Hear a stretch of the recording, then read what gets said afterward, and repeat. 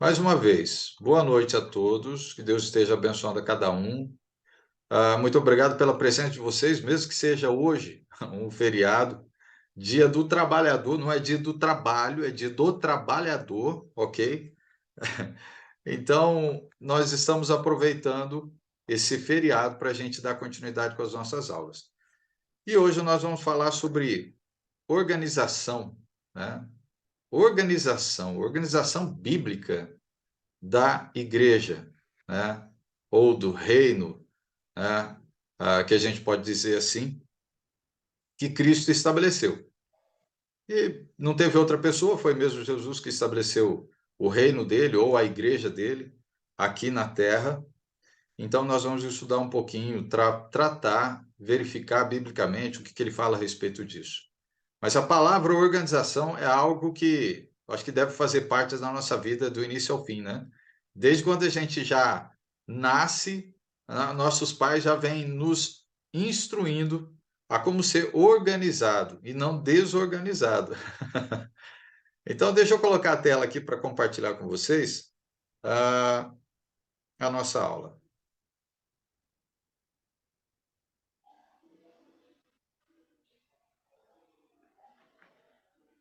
Todos estão vendo a telinha? Sim. Amém. Ótimo. Eu só estou Caco, aumentando. uma pergunta antes de começar aí, mas tem a ver com o assunto. É porque eu lembro que em um outro estudo, não sei se foi na outra semana ou no anterior, que porque eu entendia que Pedro tinha fundado a igreja. Aí aqui nos estudos é Jesus mesmo que fundou, né? Sim, sim.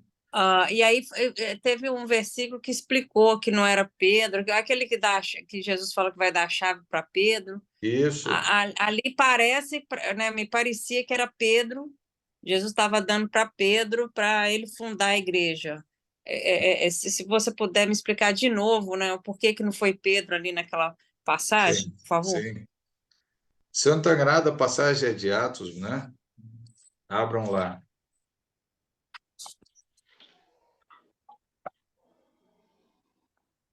Se eu tiver errado, depois também eu posso pegar a passagem mais correta.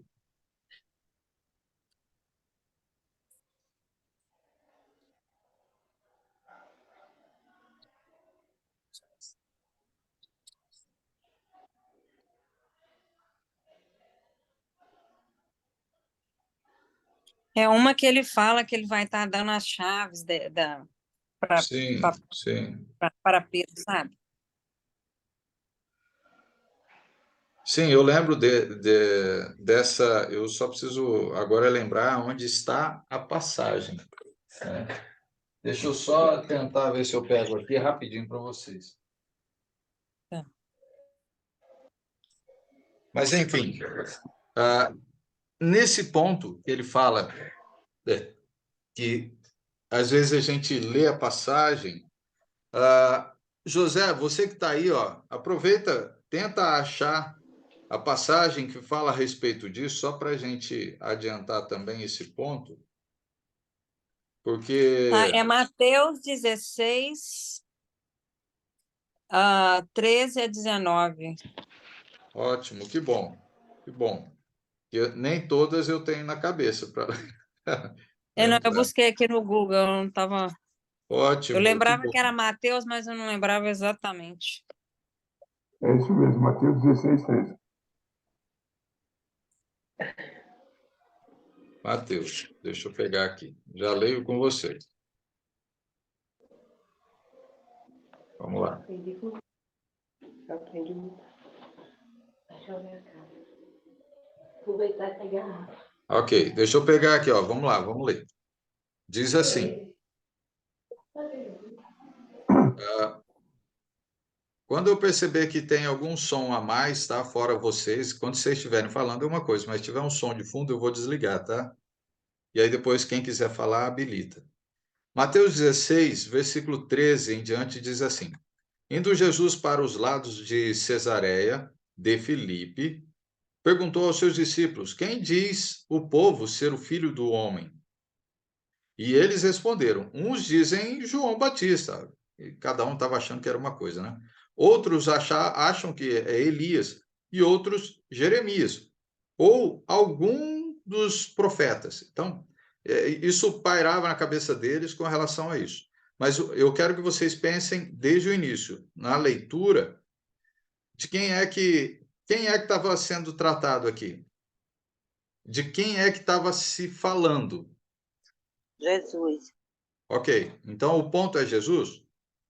Não é outra pessoa, não é? Ótimo. Isso é entendimento de texto, tá? Compreensão de texto.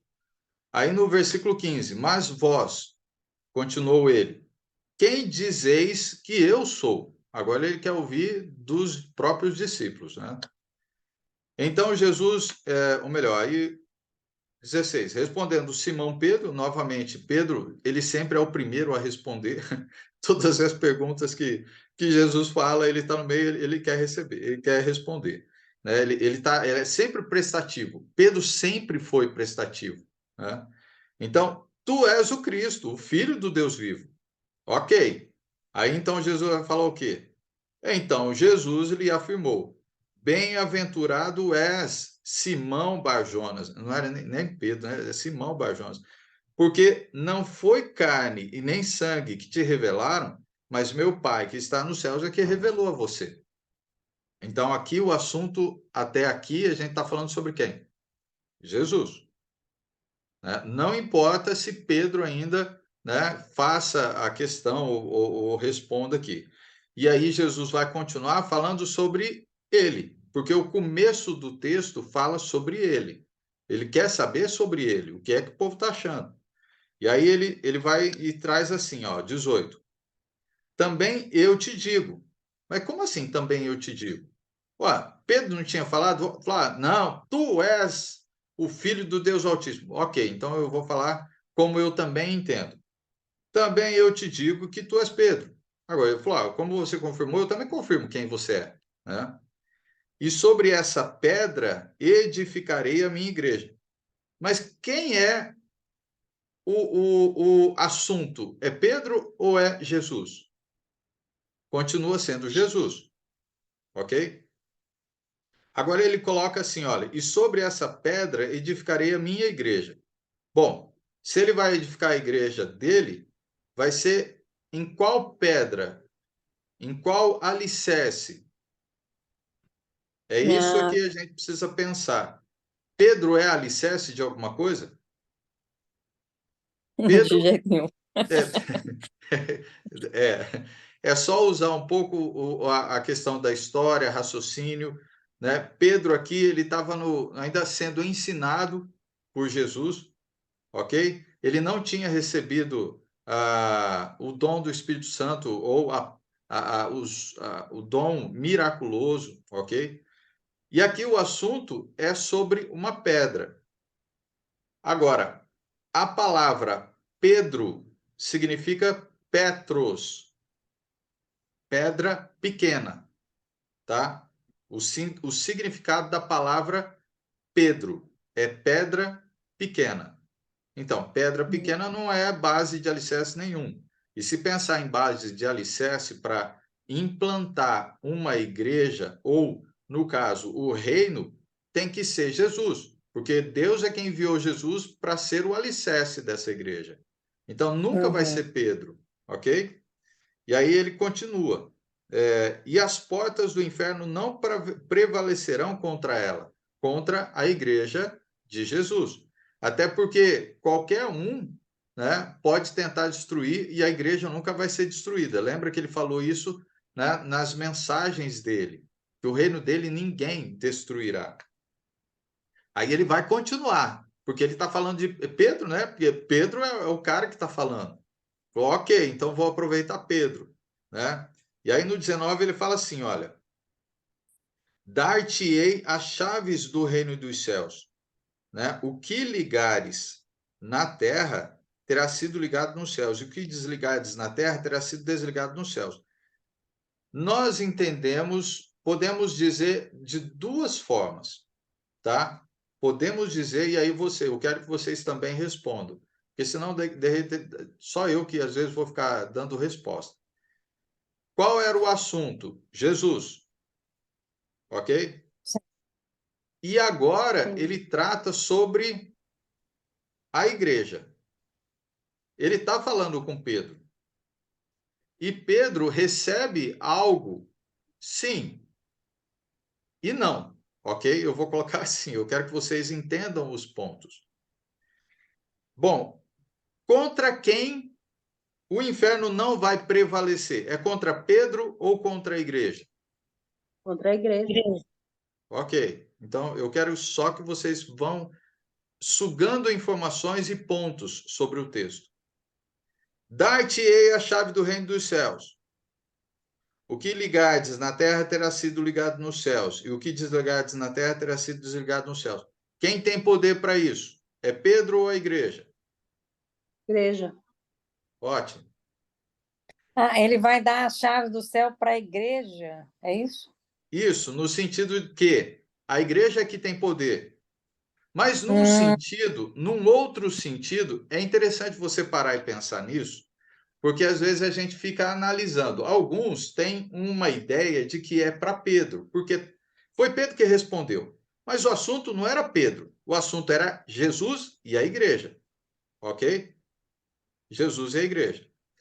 Mas muitos acreditam que talvez seja o ponto, mas isso aqui não vai mudar em nada com relação à salvação. Mas isso é só um entendimento mesmo do texto. Alguns vão entender que Pedro, vamos colocar que talvez seja Pedro, né, que recebe a chave, porque tem um sentido nisso também. Porque nós vamos pegar dois momentos. O momento em que é pregado ao judeu, e o judeu aceita Cristo, reconhece os seus erros, né? Se arrepende, porque lembra que Pedro faz essa pergunta, vocês precisam se arrepender. Ele se arrepende em 3.000 batizados. A igreja começou. Quem começou, praticamente, quem iniciou ali aquele processo? Não foi Pedro com a pregação? Foi Pedro. Sim, Ok, sim. ok.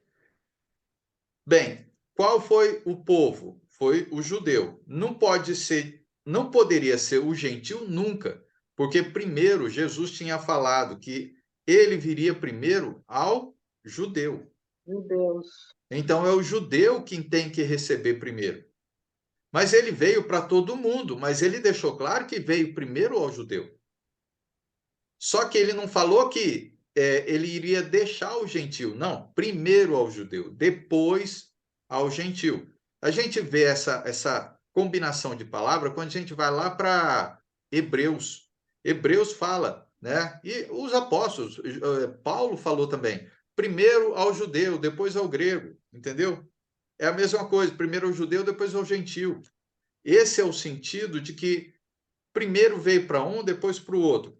Quando foi a segunda vez, já que veio primeiro ao judeu, Pedro estava naquele momento pregando o evangelho. Mas ele não estava sozinho, ele estava com os outros. Ok, qual foi o segundo momento agora em que Pedro, vamos entender que ele tem a chave, né? E que ele agora vai abrir as portas para qual povo? Não é o gentil? E quando é que isso acontece? Lembra o carcereiro? O carcereiro, Foi ele era depois um... da, Oi, Adriana. foi depois daquele sonho que ele deveria comer o animal, e aí ele falou Pronto. que não comeria, que o Isso, animal era imundo, e isso. era esse momento. Era esse Jesus momento. falava que ele deveria comer. Isso, era esse momento. Esse momento, até então, Pedro, sendo cristão, tá? Vamos lá. É um judeu, mas é cristão. Esquece que ele não é mais judeu. Quer dizer, ele é judeu por nascimento, né? De nação. Mas ele é um cristão. Até então, nenhum gentil foi batizado, ok? Vocês podem pegar todos os relatos aí, ó, do início do evangelho, do cristianismo aí no primeiro século, com os apóstolos. Por quê? Jesus falou que os apóstolos iriam ficar aonde? Lembra? É história. Jerusalém. Lembra? Jerusalém. Então, na redondeza de Jerusalém, ou no caso, ao judeu, os apóstolos ficaram. Porque Jesus falou, vocês são para os judeus. Aí, quando vem o carcereiro, ele é um soldado romano. É um gentil. Até então, nenhum gentil havia entrado no reino dos céus.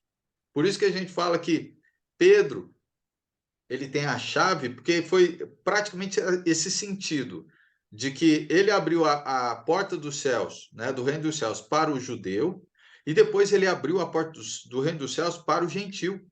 Porque o carcereiro foi a primeira família a ser batizada e entrar no reino dos céus. Até porque, lembrando o que a Adriana lembrou aí, falou, peraí, Pedro, depois de 10 a 15 anos de cristianismo, ainda não tinha entendido que o gentil também fazia parte do reino, deveria fazer parte do reino. E tanto é que, o que é que Jesus faz? Coloca lá aquele manto e mostra para ele, tá vendo isso aqui, ó? Isso aqui você acha que não pode comer, né? Não, Senhor, não posso. Porque ele ainda estava vivendo naquela ideia de que ele é judeu. Eu sou cristão, mas eu sou judeu. Entendeu que a cabeça dele ainda estava um pouco complicada? Ele não estava conseguindo compreender. Mas Jesus, então, faz ele compreender. Tanto é que ele fala, agora eu entendi. Por isso que, então, eu tenho que ir para o gentil, pregar para o Cornélio, porque ele faz parte do plano de Jesus. E Pedro vai lá e prega. O que acontece? Na mesma noite, a família inteira é batizada. E aí, além disso, antes do batismo, o que é que acontece? Não desce o Espírito Santo sobre eles, como língua de fogo? Igualzinho aconteceu com os apóstolos. Não foi com outros, só foi com os apóstolos. Mas agora acontece com um gentil. Ou melhor, com os gentios. Porque foi a família dele, né? E aí eles começam a fazer a mesma coisa que os apóstolos, falar em línguas. E se falar em línguas, né, é para que seja a palavra pregada a todas as nações. Então, a língua é a língua estrangeira que vai ser oferecida a todo mundo. Então, até aí, vocês conseguem compreender que dá para a gente até entender que talvez seja Pedro que recebe a chave. Mas no meu entendimento melhor, eu acredito que ali ele está falando que é a igreja que recebe a chave, no sentido que quem estiver dentro dela está salvo, mas quem estiver fora dela está condenado. Por quê? Ela abre, quem tiver entrar por ela, beleza. E ela pode fechar a porta, no sentido de que se você não entrou, você vai morrer. Ok? Vamos pegar a ideia de Noé. Deus não deu tempo para o povo entrar na arca? Isso. Sim. Quem foi que fechou a porta? Foi Noé? Não. Não, não foi. Foi Deus quem fechou a porta. Então, é para a gente entender. Está vendo que as coisas do passado também acontecem no presente do cristianismo?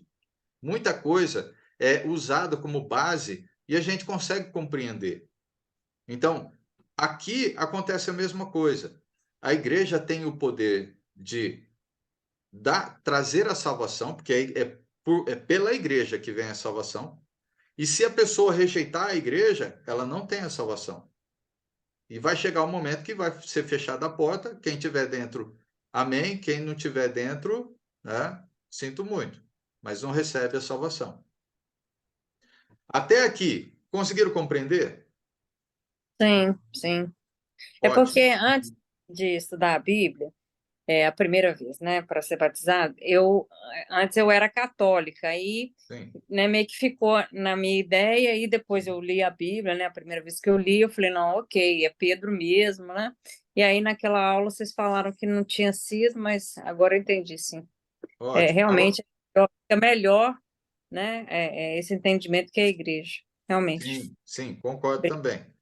tá? Aham. Agora, eu quero que vocês peguem uma passagem de Atos, capítulo 4, só para a gente finalizar esse ponto, porque também ajuda muito a gente esclarecer. Atos, capítulo 4, versículo 11 e 12. Lê para a gente, Fê. Tá. Deixa eu achar o 11. Este Jesus é a pedra que vocês, construtores, rejeitaram e que se tornou a pedra angular. Não há salvação em nenhum outro, pois debaixo do céu não há nenhum outro nome dado aos homens pelo qual devamos ser salvos. Ótimo. Novamente, até o 13, a gente vai ver, ao verem a intrepidez de Pedro e João, sabendo que eram homens iletrados, aí ele vai falar sobre o poder do Espírito Santo sobre eles, né? Mas, enfim, aqui a gente já tem declarado quem é a pedra. Não é Pedro, é Jesus. Jesus é a pedra angular, ok? Então, Já tinha sendo ele... falado, Daniel já tinha falado, né? Naquela Isso, época e do aí, ó, sonho. legal, legal. Vamos lembrando aí, ó, fatos históricos, né? Aquilo que já foi dito no passado também é revelado no presente, né? No presente, para nós também presente. Mas é isso, é bem lembrado. Essa pedra angular tem que ser Jesus, não pode ser Pedro, né?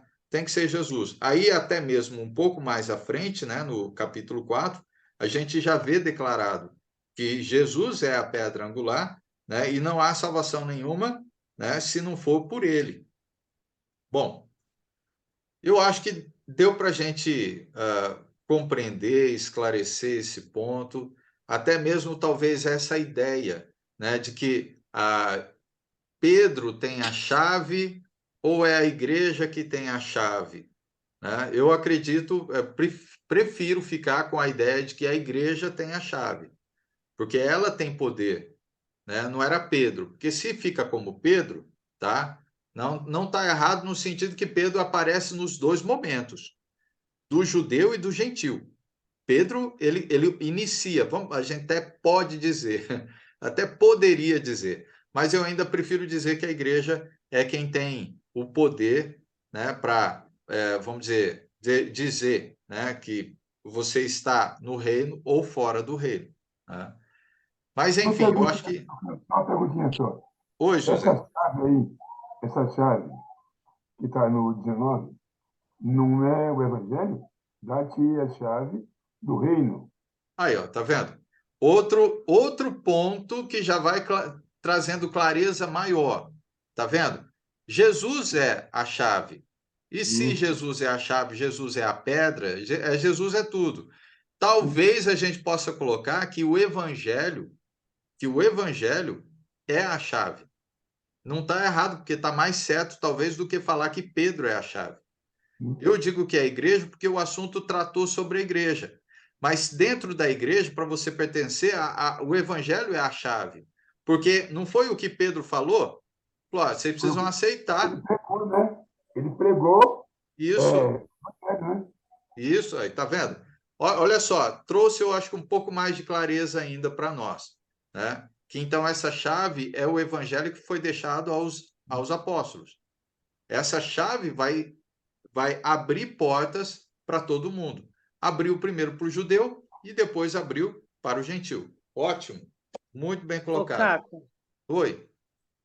aqui na minha Bíblia, ele fala também que poderia, existem mais ou menos umas 3 interpretações, mas assim, que eles falavam que, como Jesus poderia estar falando em aramaico, e tem Pedro significa pedra, não estava querendo dizer que o reino ia ser estabelecido nele, que Isso, Pedro seria pedra pequena e Jesus seria a pedra maciça, que a igreja seria estabelecida, ele seria através dele, de isso, Jesus, não de Pedro. E que isso, realmente o evangelho era quem, tanto Pedro e todos os crentes receberiam o evangelho, né? As chaves do reino. isso. Aí, ó, tá vendo? Perfeito, perfeito, né? Então, eu acredito que agora deu para a gente esclarecer bem essa ideia, né? quanto mais a gente ouve, quanto mais a gente troca essas informações, a gente vai descobrindo. E percebam que é com a leitura, simplesmente a leitura, pausadamente, pegando palavras e verificando até mesmo as palavras que estão sendo ditas, aonde é que tem algo mais parecido com isso, que a gente vai comprovando. Então, isso praticamente, a gente já entrou em respostas, né, conclusivas para nós, né? Eu acho que agora bateu o martelo para nós, já temos toda a resposta que a gente precisa, né, a respeito disso. Mas é bom a gente pensar, Tem um porque... versículo aqui no livro de João, Oi, João 6, para fechar, acredito eu que fecha. João sim, 6:66, onde diz, olha só, à vista disso, muitos dos seus discípulos o abandonaram e já não andavam com ele. Então perguntou Jesus aos 12, porventura quereis também vós, outros, retirar-vos? Aí respondeu Pedro, né? Simão Pedro. Respondeu Simão Pedro, Senhor, para que iremos? Aí ele disse, tu tens a palavra da vida eterna. Aí fechou, né? sim, é isso aí, né?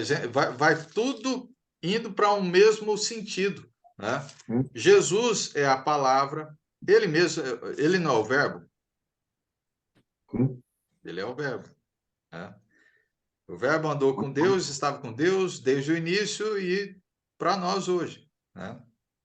Então, é bom, é muito bom a gente entrar em detalhes sobre assuntos para esclarecer e a gente ter a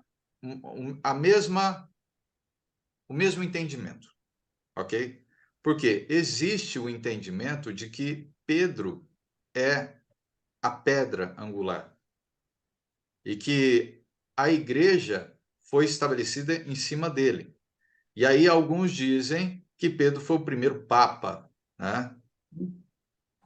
Não tem nenhuma informação a respeito disso, né? E vai contra o que a gente acabou de ver, detalhando passagens, comprovando biblicamente tudo a respeito de quem é.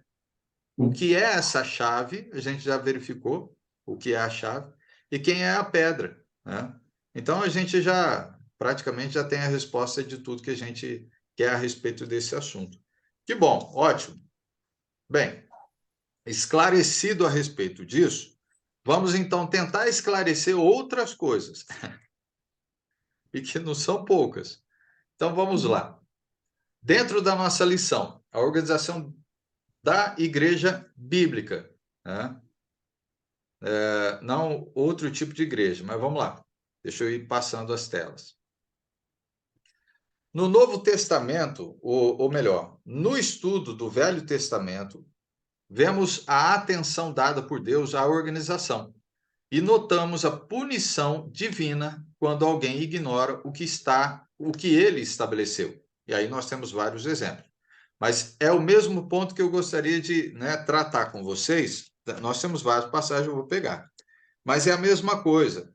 Todos nós aprendemos sobre organizar a nossa vida, organizar a nossa casa, organizar o nosso trabalho, organização de uma empresa. A organização faz parte da nossa vida. E dentro da igreja, ou da congregação, ou do reino dos céus, quem é que organiza o reino dos céus? Quem é que tem que organizar? Da onde sai a instrução da organização? Mas Deus. Deus. Ou, no caso, Jesus, não é? Porque ele veio Ah, estabelecer a sim, igreja dele. Então, vamos sim. tentar usar esse É termo. porque ele vai devolver o reino para Deus, né? Isso, ó. Aí, ó, já está pegando o esquema. Está pegando o É. esquema, né? Então, tá. Essa Esse... quando eu li Apocalipse, eu passou batido, mas aqui no estudo agora não vai passar batido mais não. Ah, que bom. Então, vamos lá. Dentro dessa ideia, a gente então encontra Deus no passado organizando o povo dele. Não foi outra pessoa que estava... Não, fala a verdade. Teve outros tentando organizar o povo dele, não teve? Teve vários, vários. Mas vamos lá, deixa eu pegar essas passagens, são interessantes. Em Números, capítulo 16, tá? Eu não vou pegar as passagens, porque seria o capítulo inteiro falando a respeito. Mas diz assim, está na tela, vocês podem acompanhar. Diz assim, ó, Deus estabeleceu o sacerdócio, e quando Corá e outros queriam mudar, foram destruídos. Esse é o ponto de Números 16. Por que foram destruídos? Porque a instrução foi dada pelo organizador. E aí, os servos do organizador quiseram mudar. Opa, peraí. Não funciona assim. O meu povo ele tem que andar dessa forma, não é de outra. Né? Tanto é que não foi isso que a aliança que Deus fez com o povo, né? Falou, vocês vão me obedecer? Sim, nós vamos, Senhor, né? Deus Todo-Poderoso, a gente só o Senhor. Amém. Então, é assim que foi. Quer dizer, deveria ter sido. Mas aí já começou no Números 16 o problema. Números 3, né? Versículo 23 ao 38, Deus organizou as 12 tribos no acampamento ao redor do tabernáculo. Deus que organizou. Então, novamente, continua sendo Deus organizando. E é claro, para quem é que Deus fala? Com quem Deus está falando? Lembra, no passado, quando Deus fez a aliança, quem era a pessoa usada? Não era Moisés? Moisés. Depois veio os profetas. Veio os profetas. Claro, teve os juízes, né, naquele momento, depois veio os profetas na época dos reis e tudo, ok? Então, a gente sempre tem Deus falando com alguém e alguém passando a instrução. E aí, Josué, capítulo 1, versículo 9, Deus ordenou que Josué liderasse o povo de Israel como sucessor de alguém, que era Moisés. Então, continua Deus orientando e organizando o povo dele. Josué 7 fala assim: Deus organizou o ataque contra Jericó. Lembra da história? E quando Acã desobedeceu, foi destruído. Tudo isso, Deus organizando para que desse certo. Tanto é que nós conhecemos muito bem Josué deixando claro uma frase: eu e minha casa faremos o quê? Serviremos ao Senhor. Serviremos ao Senhor. Serviremos ao Senhor. Isso mesmo. Eu e minha casa serviremos ao Senhor. E Josué foi até o fim dessa forma. Foi até o fim. 1 Samuel 13 ao 14 diz sobre quando o rei Saul ofereceu sacrifício como se fosse sacerdote. Ele perdeu a oportunidade de ter um reinado permanente em Israel. Essas passagens vocês podem ler com mais tranquilidade em casa. É claro que depois a gente vai liderar isso aí para vocês. Eu estou tentando ganhar um pouquinho de tempo também. Não, e a gente pensa hoje com mais tranquilidade também porque, olha lá, Acã desobedeceu, foi destruído. Então, a gente leu uma passagem, não sei quem foi destruído, não sei quem foi destruído. Aí a gente não é destruído porque inventou uma moda, né? Por conta de Jesus, senão ia aparecer lá, e Fernanda foi destruída. Pois é. Nessa mesma ideia, é interessante porque, assim, olha, no passado era Deus tratando com o povo. Totalmente. Deus tratando com o povo. E lembra que a lei, ela veio para já julgar e condenar? A lei de Moisés, a lei do Velho Testamento, ela é clara. Ela veio para condenar e julgar. Julgar e condenar, ok? E aí o que acontece? Deus deixou claro, e aí como a Fer falou, olha, não seguiu a organização, a estrutura, a instrução, Deus destrói a pessoa. Deus destrói o reino, Deus destrói tudo.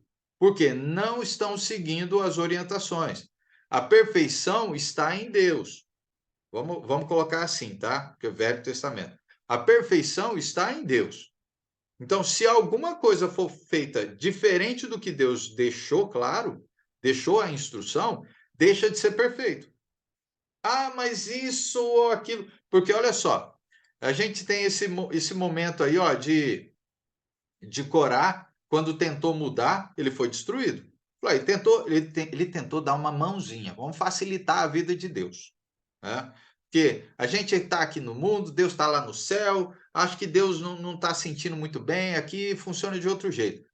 Então, gente, não é assim. Como é que Deus não sabe das coisas? Ele sabe de tudo, e até o que é melhor para nós.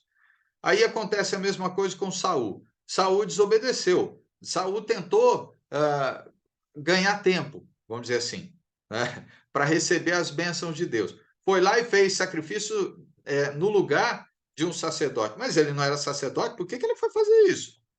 Ah, mas senhor, senhor é bom. Senhor é bom? Você vai ver o que vai acontecer agora com você. Né? Aí falou, acabou. Você vai perder a sua coroa. Você podia ir até o fim. Até o fim. Eu que escolhi você. Não foi ninguém, não. Né? Então, eu escolhi você. Você obedecendo, você vai até o fim. Como foi Davi, como foi outros. Né?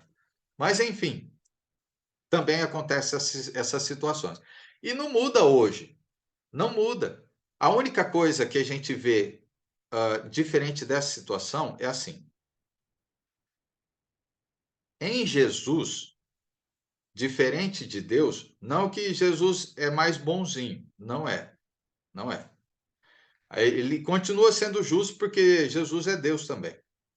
Mas quando nós, ao invés de obedecer a orientação dele, começamos a obedecer ou criar uma orientação, mudar a orientação ou mudar aquilo que é perfeito, que ele deixou como instrução, e começamos a fazer de forma diferente, o que é que vai acontecer com a congregação que está vivendo de forma desordenada?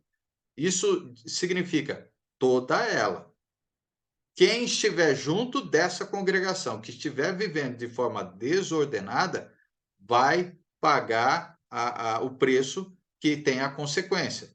Mas enquanto estamos vivos, não foi o que Jesus falou? Enquanto vocês estão vivos, a minha graça basta com vocês, porque eu sou misericordioso ao ponto de conceder misericórdia para vocês enquanto vocês têm vida.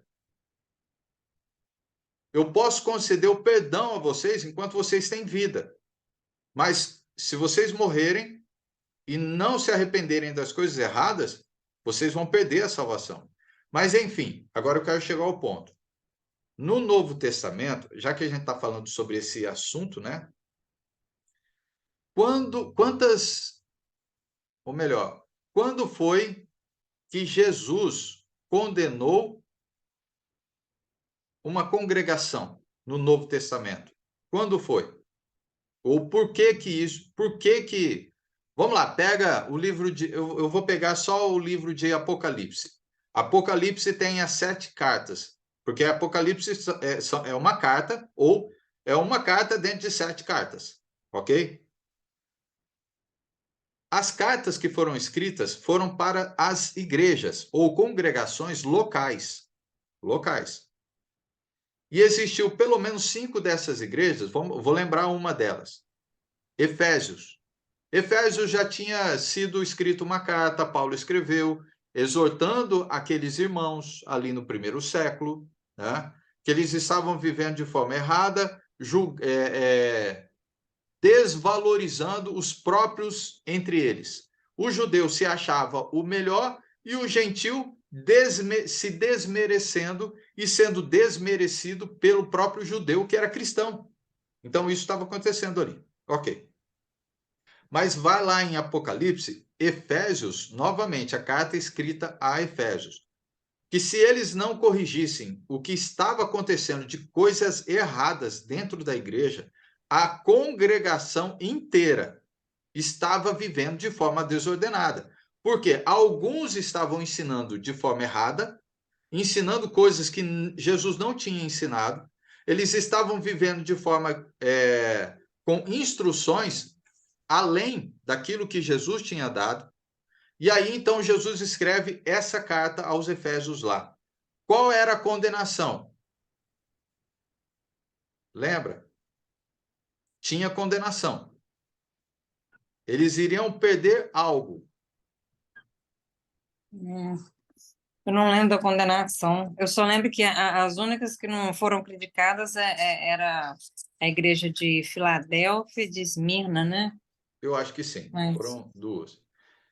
Mas, enfim, vamos colocar em algumas palavras que a gente possa compreender. Lá ele vai falar sobre candelabro, né, que vai perder o seu candelabro e tal, tal, tal. Mas, enfim, o que é que eles iriam perder no final das contas?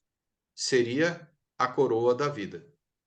Porque ou eles se arrependessem do erro, da forma errada que eles estavam vivendo e levando a igreja toda a viver de forma errada.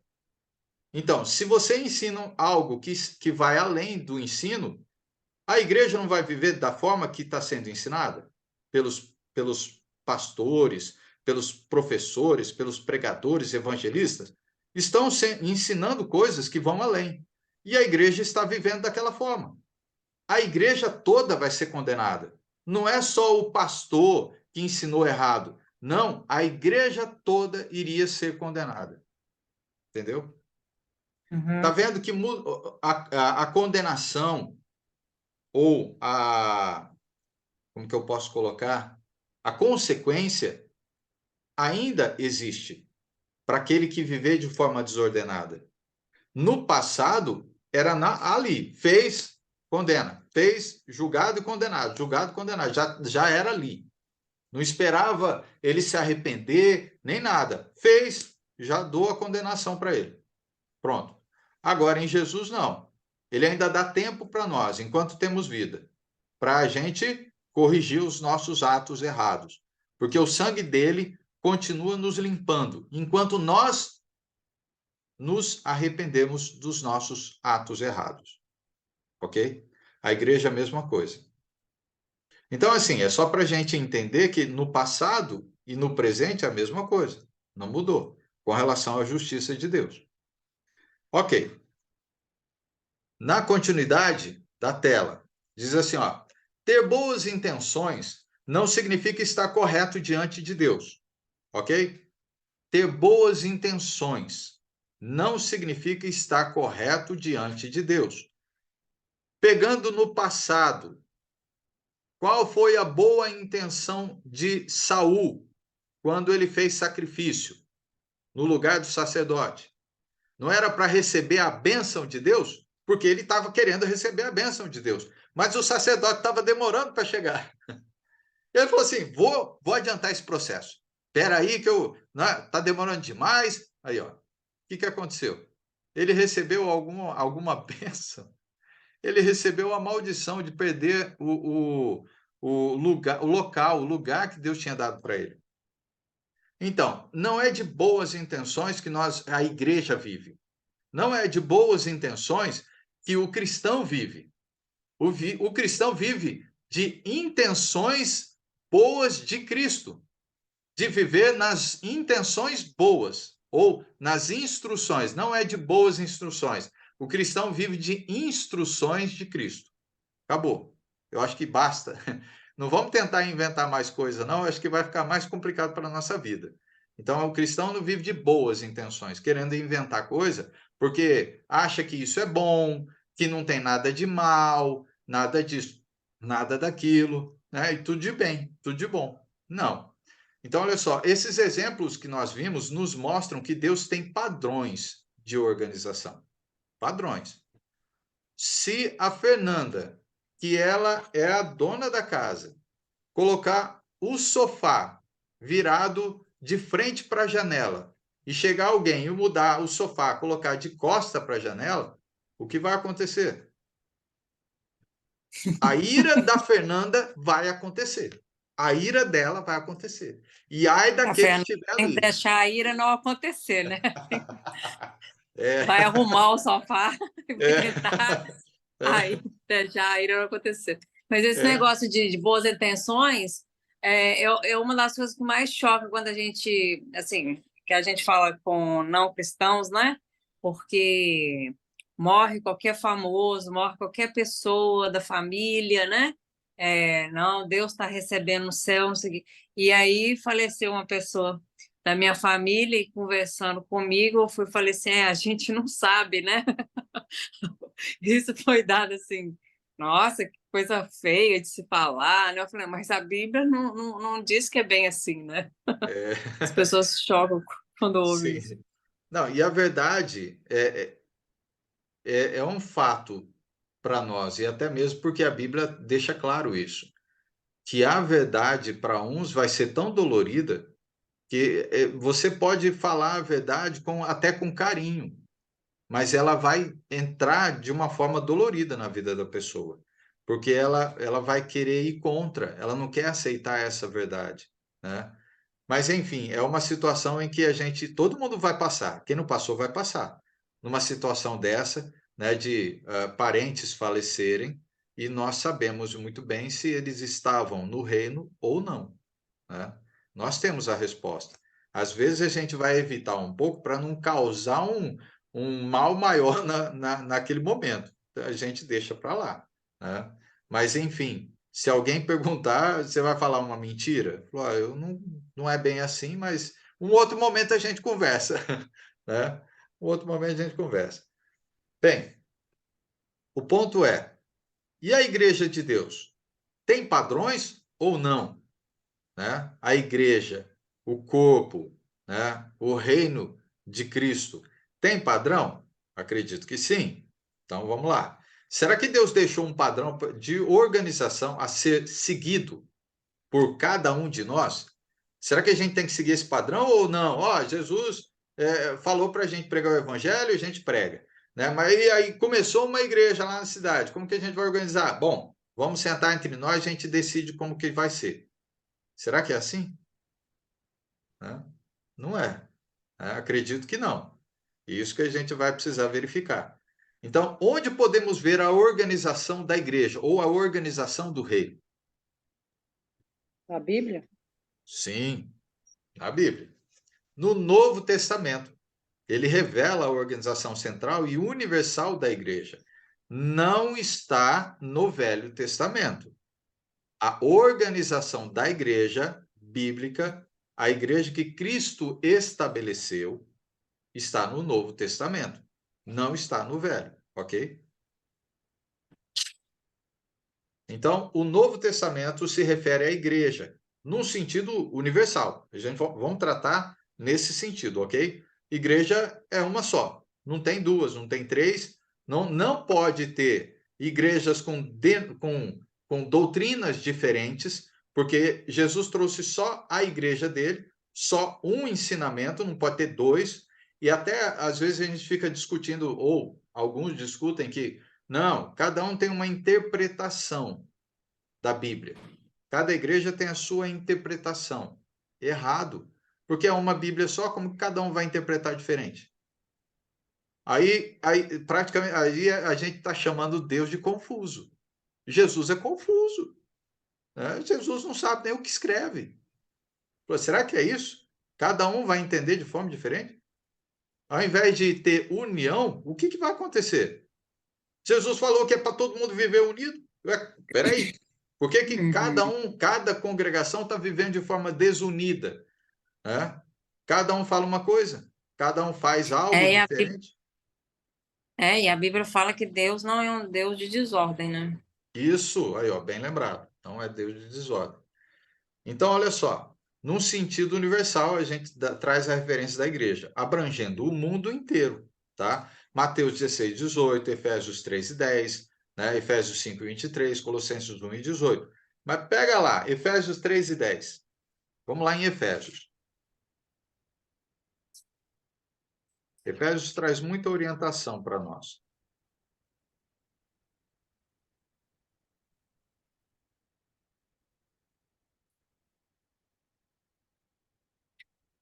Esses dias eu ganhei mais um livro de presente lá do João Cruz. O João Cruz mandou aqui para mim. De Efésios, aí, ó, tá vendo? Falei, Efésios. Já escrevi um, aí ele me manda outro agora. Mas vamos lá, Efésios. Capítulo 3, versículo 10. Lê para gente, Adriana Ramos. Para que pela igreja peraí. É 10, né? Isso. Para que pela igreja a multiforme sabedoria de Deus se torne conhecida agora dos principados e potestade nos lugares celestiais. Ok, ótimo. Mas lê o restante. Lê o 11, 12 e 13 aí. Tá. Segundo o eterno propósito que estabeleceu em Cristo Jesus, nosso Senhor, pelo qual temos ousadia e acesso com confiança mediante a fé nele. Portanto, vos peço que não desfaleçais nas minhas tribulações por vós, pois nisso está a vossa glória. Ótimo. O final ele deixa a respeito de um ponto que muitos estavam talvez se desfalecendo porque sabia que Paulo estava preso lá em Roma e aí a carta de Efésios é escrito de prisão, né? E a gente sabe muito bem da história, né? O risco de Paulo ser preso era o risco de morte. Então muitos ali talvez estavam desfalecendo a sua fé, né? Porque alguém de grande confiança foi preso. E agora, o que será de nós? Está parecendo Pedro falando para Jesus, mas Senhor, o Senhor vai para o céu e nós, o que vai acontecer com a gente? Eu falo, eu vou mandar o Consolador para vocês. Ele vai estar junto com vocês, fica tranquilo. Né? Então, o Consolador até hoje está com a gente, né? nos ajudando e orientando. Mas, enfim, dentro da leitura de Efésios, nós vemos que ele trata a respeito da igreja. A igreja tem o quê? A multiforme sabedoria de Deus. É para que pela igreja, porque a igreja tem a instrução. É na igreja que você recebe a instrução. Não é fora dela, no sentido que qualquer um poderia instruir sem ser cristão? Não. É o cristão, aquele que vive. Até isso, né? O que pode instruir sobre a verdadeira fé é aquele que vive a fé que está instruindo, não aquele que não vive, porque não faz sentido alguém instruir alguma coisa que não vive, né? Então, é dessa forma que a gente vai ver. A igreja, né, é que pela igreja a multiforme sabedoria de Deus se torna conhecida. Então, agora dos principados e potestades nos lugares celestiais, segundo o seu eterno propósito que estabeleceu em Cristo Jesus, nosso Senhor. Então, é pela igreja. Então, quando ele fala pela igreja, significa que é uma só. Não tem duas, não tem três. Todas as igrejas têm que instruir dentro da multiforme sabedoria de Cristo. Ok? Multiforme sabedoria de Deus, né, que se torne conhecida. Não pode ser de outra forma. Então, todos nós temos que falar a mesma língua. Não podemos falar outra língua, outra instrução. Se estamos falando sobre batismo, o que nós vamos falar? Todos nós. Não somos a igreja do Senhor? Vamos lá, eu não quero dar nome para lugar, nem nada. Eu quero que todo mundo pense dessa forma. É uma igreja só. Então, se quando formos falar sobre batismo, um vai falar de um jeito, o outro de outro, a quem a gente vai recorrer?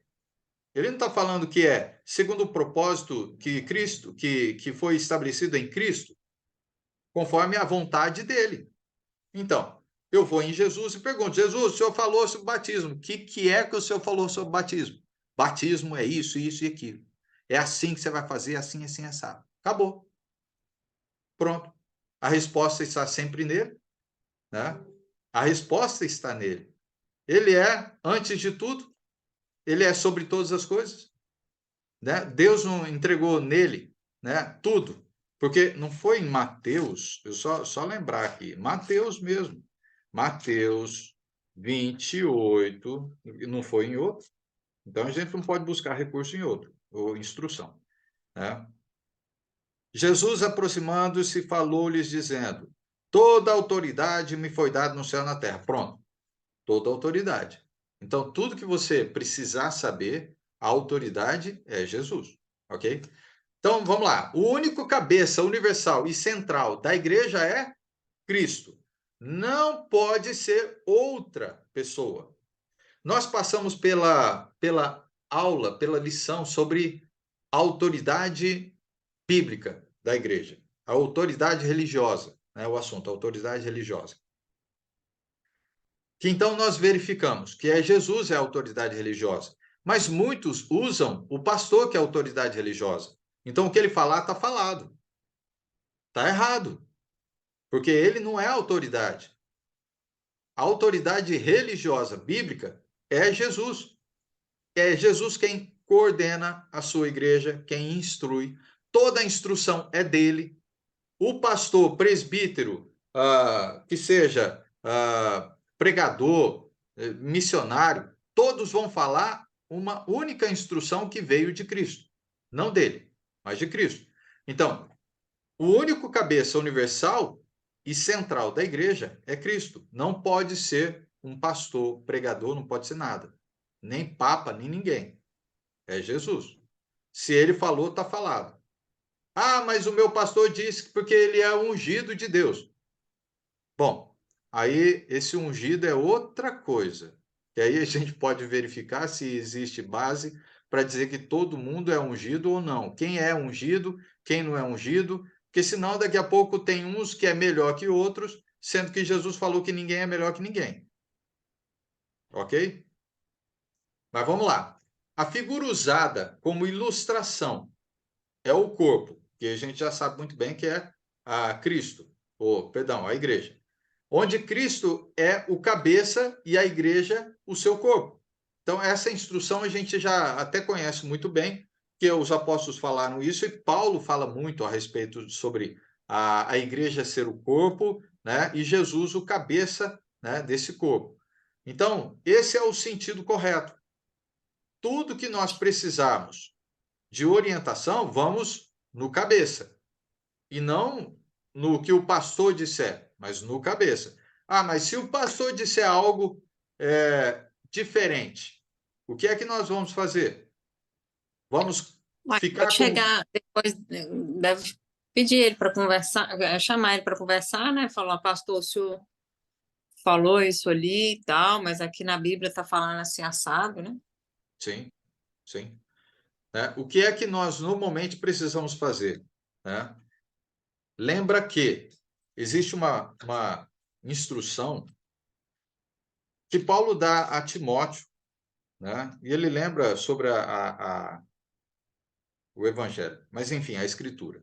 Ele fala assim, toda a Escritura é inspirada por Deus e útil para o ensino, para a repreensão, para a correção, para a educação e justiça, a fim de que o homem de Deus seja perfeito, perfeitamente habilitado para toda boa obra. Bem, dentro da instrução, da correção, da exortação, a gente vai usar a Bíblia. Não vai ser outra coisa, é a Escritura. Então, diante de uma situação em que nós percebemos que alguém está instruindo de forma errada, vamos usar a Bíblia para exortar, corrigir. Mas de que forma? Sem amor? Com amor? É com amor, não é de outra forma. Não é de outra forma, né?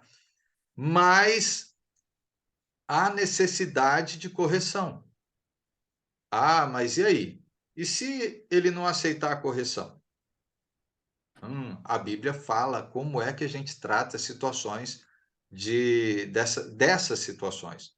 Mas, enfim, o final de tudo precisa ser corrigido, precisa ser acertado, precisa ter um arrependimento e voltar agora para o que é certo. Nós estávamos fazendo ou indo para um caminho errado, uma instrução que não era bíblica. Agora a gente volta para a instrução bíblica e ficamos com ela, porque senão saímos do caminho, né? Bem, se a gente começa a ouvir o que está além, deixa de ser de Jesus, ok? Jesus, então, não, ele deixa de ser o cabeça da igreja. E aí as pessoas se tornam cabeça. O nosso único sumo sacerdote universal e central é Cristo, ok? Hebreus 8:1. Então, lá deixa bem claro, né? Ele é o sumo sacerdote, né? Sumo sacerdote é superior. E até porque eu poderia dizer que a Fernanda é uma sacerdote, José é um sacerdote, a Sônia é um sacerdote, a Adriana, todos são sacerdotes, né? Por quê? Porque oferecemos a salvação por meio do evangelho ou das palavras que trazem a salvação, que é de Cristo. Porque todos nós temos essa incumbência, como sacerdote, ensinar, compartilhar a instrução. O sacerdote fazia isso. E aí nós em Cristo somos também sacerdotes. Mas existe alguém que é sumo sacerdote. E não somos nós. Não é o pastor. Porque o pastor, ele é sacerdote. O presbítero, ele é sacerdote. Né? O bispo, vamos lá, eu estou usando três termos para falar da mesma pessoa. Mas, enfim, eu quero que todo mundo compreenda. Todos nós somos sacerdotes. Então, peraí, não tem ninguém melhor que ninguém. Todos somos. Mas existe um sumo sacerdote, ok? Agora, dentro da igreja, da congregação, cada um recebe uma instrução, não uma instrução, como que a palavra seria correta? Uma responsabilidade, uma função. Ok, uma função, melhor. Isso, a palavra função cabe mais para a gente. Por quê? Agora casa também com relação, já que somos o corpo de Cristo, e Cristo é o cabeça, somos corpo. A Fernanda é a mão, né? A Cris, a Fernanda é a mão esquerda, a Cris é a mão direita. A mão esquerda faz a mesma coisa que a mão direita? Não. Mesmo que você tentar fazer, não vai conseguir. Não vai, né? Ó, o José é a perna esquerda, o Antônio é a perna direita. Na hora de chutar a bola, né, ele não chuta com a esquerda, ele chuta com a direita, mas a esquerda tem outra função, driblar, e a direita de chutar. Tá vendo? Cada um tem uma função. Nós temos funções diferentes dentro da congregação, mas ninguém é superior a ninguém. São as responsabilidades que assumimos que tem, e alguns serão mais cobrados, porque Jesus falou, alguns serão mais cobrados, outros menos, mas todos serão cobrados. Ele não falou que alguns vão se safar da cobrança. Não, alguns serão mais cobrados, mas significa que os outros também serão, ok? Não, a gente não pode tirar as palavras. Ok, vamos Cara, lá. Oi. eu não sei se nesse estudo você vai falar, porque, por exemplo, na Igreja de Cristo a gente não tem pastor, mas tem igreja que tem pastor, só tem pastor, tem outra que tem pastor e diácono, outra tem pastor, diácono e obreiro. É meio confuso isso aí. Sim, nós vamos chegar nesse ponto aí. Nós vamos Ah, chegar. ok. Ok. Então, olha só, ele é capaz de nos socorrer. Lembrando novamente, Hebreus, o livro de Hebreus é excelente para nós. Jesus é capaz de nos socorrer, não é outra pessoa. E suprir as nossas necessidades. Não é alguém, é Jesus que pode suprir as nossas necessidades. Quando nós oramos, não oramos em nome do pastor, não oramos em nome do presbítero, né, do bispo, ou que seja. Não, nós oramos em nome de Jesus, porque Jesus é quem vai suprir nossas necessidades. Então, a sede universal, vamos lá, a sede universal e central da igreja está nos céus, onde Cristo está sentado à direita do trono, né, da majestade. Hebreus 8, 1 e 2 e Efésios 1, 20 ao 23. Vamos lá. Efésios, vou continuar em Efésios, vai. Vamos aproveitar Efésios. Efésios, capítulo 1, versículo 20 ao 23. Abram lá. Eu vou pedir para a Sônia. Sônia, você consegue ler para nós? Estou aqui abrindo. Ok, então vamos lá. É a mesma Sônia ou é outra? Sônia Ferreira. É você mesmo, Sônia. Sônia Ferreira. Vamos lá. Efésios 1. Efésios 1, 20 ao 23. Vamos lá. Quem manifestou em Cristo, ressuscitado dentre os mortos, pondo à sua direita nos céus, acima de todos, principado, poder, potestade, domínio de todos os nomes que são nomeados, não só neste século, mas também na vindoura. Sujeitai-vos todas as coisas aos seus pés, e sobre todas as coisas constitui o cabeça da igreja, porque é seu corpo a plenitude daquele que cumpre tudo em nós. Amém? Ótimo. Amém. Amém. Perfeito. Uma passagem perfeita que já esclarece para nós a respeito de quem é o cabeça.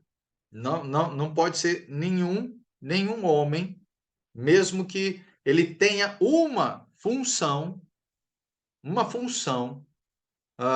de responsabilidade de ensino, ok? Ele não é Ô, cabeça. professor, rapidinho, não gosto muito de atrapalhar na tua. É Não, ok. como fala também com o casal. Fala que Cristo é o cabeça, né? Porque às vezes as pessoas trocam também, falando como a igreja, e também fala do casal, né? Ele é, Jesus Cristo é o cabeça. Quer dizer, o casamento, a maioria das pessoas diz, o homem é o cabeça. Tem essa colocação que é errado, né? Porque Cristo é que é o cabeça de todos. Só até aí, só Sim, para me sim e não. Sim e não. explicar. Porque assim, não está errado o sentido. Cristo é o cabeça do casal? Com certeza. Com certeza. Ele é o cabeça. Mas dentro do casamento entre homem e mulher, quem é cabeça? O homem, Ah, entendi. Pronto, ok? tá bom. Isso. Entre homem e mulher, o cabeça é o homem. E tanto é que a Pronto. responsabilidade do homem é maior que a da mulher. Olha como que é. Então, Nessa. fala que como Cristo amou a igreja, o homem tem que amar a mulher, não é isso Isso, tem mesmo? que sofrer e morrer por ela. Mas tem homem que não está Então, sofrendo e nem morrendo. tá, professor, só até aí para o senhor concluir. Obrigada. Ai, que bom, Mas a ótimo. orientação é para os dois, né, Cássio? Isso, não, aí, ó, tá vendo? Também eu ia chegar nesse ponto. Sendo assim, olha, não é porque o homem é o cabeça da mulher que então tudo que ele disser, a mulher vai ter que obedecer. Não. Eu Qual é o entendi o sentido? ponto que o senhor Isso. falou. Qual é o sentido? Se os dois têm Cristo como cabeça, o homem vai sempre buscar orientação em Cristo para como lidar com a esposa. E aí E ele a mulher tem todas as auxiliadora, né? instruções. É, tem todas. A E mulher tanto é que ele deixou bem auxiliadora. claro, né? Falou assim, cara, peraí, vamos lá, entenda bem, né? Você vai ter que fazer igual eu fiz, Jesus falando. Falou, você vai ter que cuidar, vai ter que alimentar, vai ter que suprir as necessidades. E vai, se precisar morrer, você vai morrer. Vai morrer. Mas tem marido que não quer fazer isso, não. Não quer sofrer, não quer, né? Não quer suprir necessidades, nem nada, né? Mas, enfim, seria um outro assunto. Mas a mesma coisa a questão da mulher. A mulher vai obedecer ao marido, que é cabeça, porque o marido está obedecendo Cristo. Agora, porque o marido está obedecendo Cristo. Agora, se ela obedecer o marido que não está obedecendo a Cristo, aí está errado, porque ela tem que obedecer a Cristo. Cristo é o cabeça da vida dela. Não é porque o marido é o cabeça ali do casal que ela vai ter que obedecer o marido, sendo que o marido está desobedecendo a Cristo. Aí chega o marido e fala assim: esposa, agora a gente vai fazer isso. Vamos lá roubar lá a mercearia da fulana, que ela não é uma pessoa justa, ela está cobrando muito caro das coisas, vamos lá levar. Aí pronto, a mulher vai? Não, né? Não é porque ele é o cabeça que ele vai ficar Mesmo porque mandando. a salvação é individual, né? Isso. Você É. vai fazer porque ele é meu marido, ele é o cabeça, eu vou fazer as loucuras dele. Aí não. Não, É. é isso aí. A gente só segue a instrução, quer dizer, a gente segue a instrução de Cristo porque ele é o cabeça, mas ele tem que se manter sendo cabeça como Cristo quer. Porque senão não dá. A mulher não vai conseguir. Entendeu? Não vai. Amém, professor? Obrigada. Amém. Aí tem que chamar, se não estiver seguindo, né, tem que chamar um irmão para conversar, falar com ele para conversar com o irmão, né? Sim, Uma coisa assim, né? sim. Isso aí é outra coisa que choca, né? Eu estou falando de Eu chocar aqui. perguntei, mas eu não sou casada, não, professor. Só foi uma É? curiosidade, né? Mas aqui em casa, várias vezes, a gente entra numa situação até que chega a ser até engraçada, né? Que a pessoa fala com o meu marido assim, a patroa vai deixar? Tipo assim, né? Brincando, e Aham. aqui no Brasil tem essa mania, né? Sim, Aí eu sim. falo que não tem patroa, né? Aí a pessoa chega, às vezes, a se esquivar um pouco assim, acha estranho. Ou, um exemplo, uma mulher conversando comigo, ah, e aí ela acha, pessoa não cristã, logicamente, que se gabando que ela manda na casa dela, né? E aí eu escuto e fico com aquela cara de paisagem. Aí, como eu não, às vezes não dou muita, não esboço uma reação assim, né, dizendo, aqui em casa também eu que mando, aí a pessoa fica assim, e aí, Fernando? Aí eu falo assim, não, aqui não, eu converso com meu marido, né, e tal, e explico, né?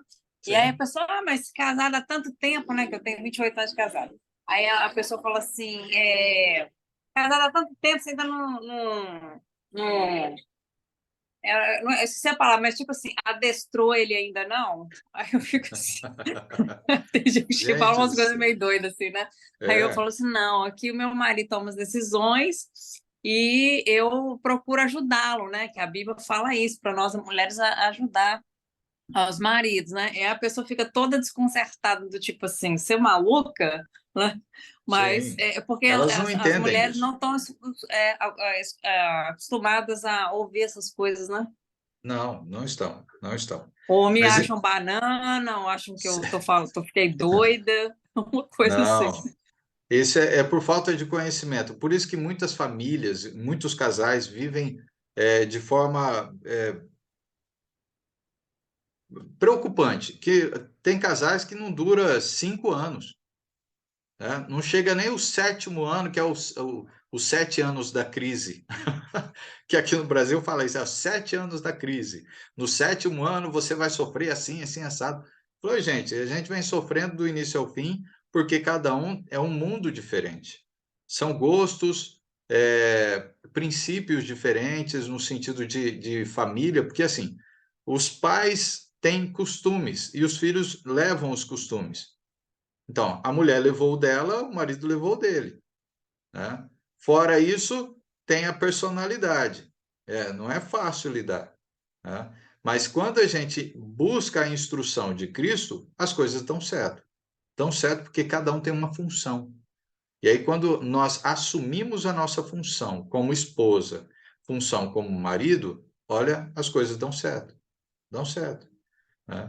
Mas, enfim, é bom a gente sempre comentar um pouquinho a mais aí. E vamos voltar aqui, ó. A sede, só para complementar, a sede universal, então, e central da igreja está nos céus, onde Cristo está assentado à direita do trono da majestade, né? Passando, a igreja espalhada pelo mundo foi edificada sobre o fundamento dos apóstolos, Efésios 2, 19 a 22, tá? Fundamento dos apóstolos e profetas, tendo Jesus como pedra angular, novamente, né? Efésios também deixa claro para a gente isso. Então, os apóstolos e profetas no Novo Testamento foram escolhidos para serem os porta-vozes de Cristo à igreja espalhada pelo mundo. Por meio deles e dos seus escritos inspirados, Cristo exerce a sua autoridade, porque eles não falam daquilo que vem deles, eles falam daquilo que vem do Espírito Santo e que veio de Jesus Cristo. Então, e que veio, por fim das contas, como Jesus falou, eu não ensino aquilo que é meu, mas aquilo que vem do Pai. Eu falo aquilo que vem do Pai, sigo as instruções que veio do Pai. E a gente faz a mesma coisa como Cristo, segue as instruções que Jesus deixou. E nos livros, né, do Novo Testamento, os apóstolos e profetas escreveram o registro permanente da palavra de Deus, ok? O registro é permanente, ele não tem alterações, não tem mudança, para guiar completamente e todos os seguidores de Cristo. Então, segundo Timóteo 3, 16, 17, é aquele que praticamente eu peguei aí para ler com vocês, né? De segundo Timóteo aí, 3, 16, 17.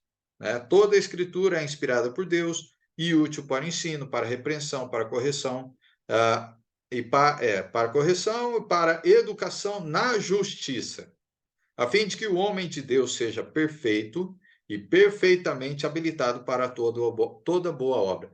Então, peraí. O cristão tem como viver uma vida de forma perfeita?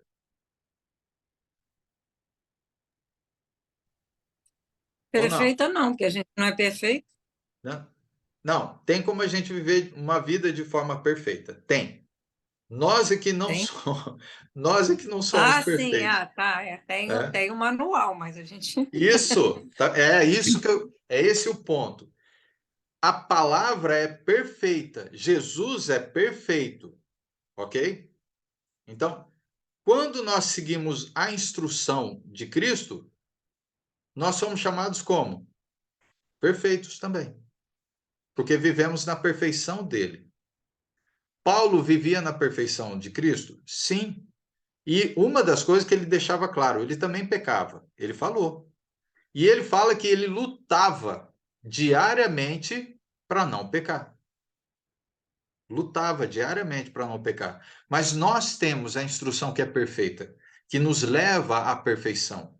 Então, significa que, quando nós aprendemos a palavra e aplicamos ela em nossa vida, nós então estamos vivendo na perfeição de Cristo. Estamos sendo mais perfeitos. Ou, em outras palavras, talvez, estamos sendo aperfeiçoados. Melhor assim?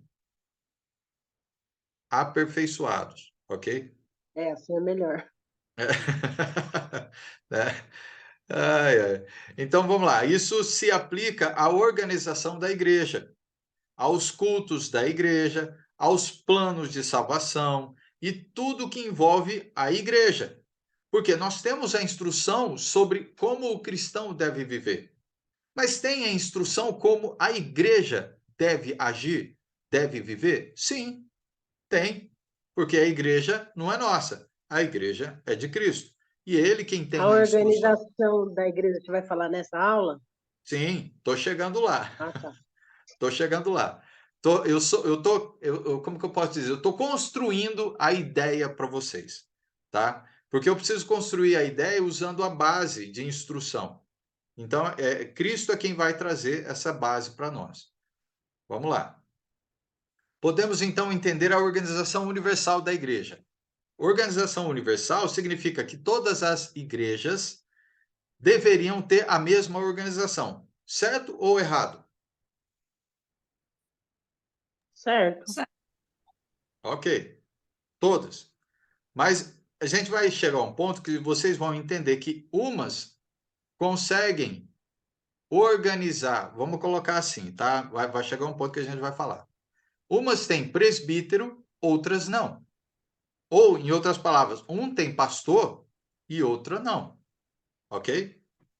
Não está errado. Aí é que está. Não está errado, porque depende muito da necessidade e como a igreja está para eleger presbítero ou pastor. Ok? Mas vamos lá. Então, podemos entender a organização universal da igreja assim: Cristo, o cabeça da igreja. Então, é ele quem vai coordenar. Fala pelos apóstolos e profetas no Novo Testamento. A igreja, então, espalhada pelo mundo, a igreja espalhada pelo mundo deve seguir as instruções que foram deixadas pelos apóstolos e profetas que receberam de Jesus Cristo, correto? Não pode ser diferente disso. E quando a gente fala sobre igreja, eu não estou falando de uma igreja, ou não estou nem dando nome, que, só para a gente entender que aonde você está é igreja? É. Então tá bom. É o reino dos céus, a igreja onde você está? É. É o corpo de Cristo? É. Então, toda a igreja, ou todas as igrejas, precisam seguir as orientações sobre a organização bíblica da igreja lá pelos apóstolos e profetas, porque eles receberam de Jesus Cristo. Então, aonde eu estou tem que ser igual aonde a Fernanda está, tem que ser igual aonde a Cris está, tem que ser igual aonde a Adriana está, aonde todo mundo aqui está. Não pode ser diferente. Correto? Ou estou certo ou estou errado? que Tá vocês certo. Tá acham? certo? Tá certo? Não, devia ter. Desculpa. Não, pode falar, Fê. Pode falar. Não, eu estou aqui pensando, né? Devia ter até. Não tem a ONU. Ah, Devia ter uma espécie de ONU para as igrejas se encontrarem. Tudo é Assembleia Batista, que mais? É presbiteriano, tudo, Igreja de Cristo, entrarem, entendeu? Num consenso. Olha só, aqui na Bíblia está sim, dizendo isso. Porque é isso. meio vergonhoso isso que está acontecendo. Meio Sim, não, é vergonhoso. é vergonhoso, é vergonhoso. Todos nós. A luta deve ser de todos nós, todos.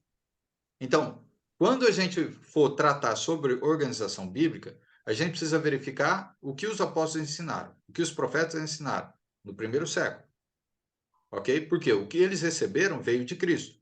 Então, nós vamos verificar isso. Aonde eu estou precisa ser o mesmo aonde a Sônia está, precisa ser o mesmo aonde a Fernanda está. Não pode ser diferente, porque se a igreja é de Cristo, todos nós precisamos pensar e agir de acordo com a instrução de Cristo. Ok? Vamos lá. O Novo Testamento revela a organização da igreja local. Não existe uma matriz, ok? Quer dizer, existe o cabeça. Não existe uma matriz, existe o cabeça, que é Cristo. Então, todas as outras igrejas, não vou dar nome, tá? Todas as outras igrejas devem seguir as orientações de Cristo, que é cabeça.